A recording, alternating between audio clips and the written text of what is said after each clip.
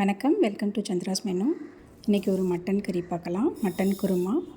ஒரு பவுலில் அரை டேபிள் ஸ்பூன் கசகசை, 1/4 டேபிள் ஸ்பூன் பெருஞ்சீரகம் எடுத்து தண்ணி ஊற்றி ஒரு 10 நிமிஷம் அதை ஊற வச்சுக்கலாம்.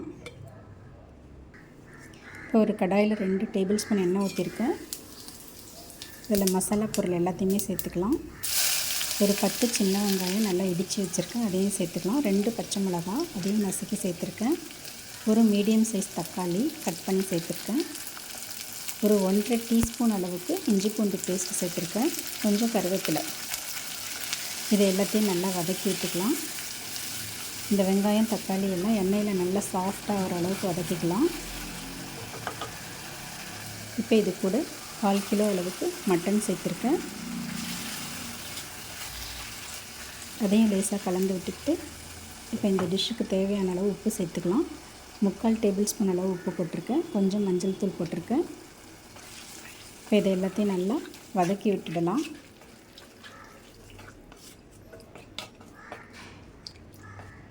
வதக்கிட்டு இதை ஒரு 2 நிமிஷம் மூடி வச்சிடலாம். இந்த மட்டன்லேருந்து தண்ணி நிறைய ரிலீஸ் ஆகும்.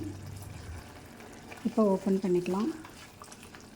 இந்த குழம்புக்கு தேவையான காரம்லாம் சேர்த்துக்கலாம். நான் இதில் 1 டேபிள் ஸ்பூன் அளவுக்கு மல்லித்தூள் சேர்த்துருக்கேன். 1 டேபிள் ஸ்பூன் அளவுக்கு குழம்பு மிளகாய்த்தூள் சேர்த்துருக்கேன். காரம் கொஞ்சம் கம்மியாகவே இருந்தால் நல்லாயிருக்கும் வெயில் நாளில். இப்போ இதெல்லாம் நல்லா கலந்து விட்டுக்கலாம்.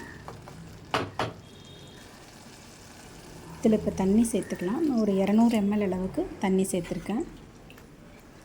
தண்ணி சேர்த்து நல்லா கலந்து விட்டு மூடி வச்சிடலாம். ஒரு லோ டு மீடியம் ஃப்ளேம்லே ஒரு அரை மணி நேரம் நல்லா வேகட்டும்.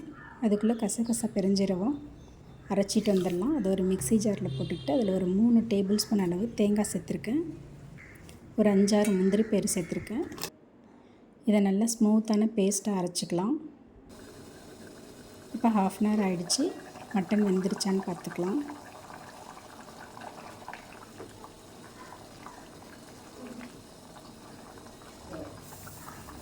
மட்டன் நல்லா குக் ஆகிடுச்சு.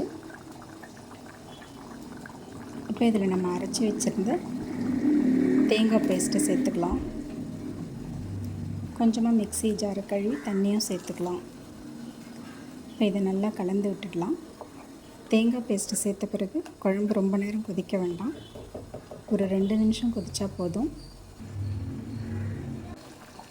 இந்த மாதிரி நல்லா கொதிக்கும் பொழுது இதில் கொஞ்சமாக மல்லி இலையை சேர்த்துக்கலாம். மல்லி இலையை சேர்த்துட்டு ஸ்டவ் ஆஃப் பண்ணிடலாம். நம்ம ஸ்டவ் ஆஃப் பண்ண பிறகும் சட்டியில் குழம்பு கொதிச்சுக்கிட்டே தான் இருக்கும். ஒரு சுவையான மட்டன் குருமா ரெடி ஆகிடுச்சு. இது சூடான இட்லியோடு வச்சு சாப்பிட்டா ரொம்ப நல்லாயிருக்கும். தேங்க்ஸ் ஃபார் வாட்சிங்.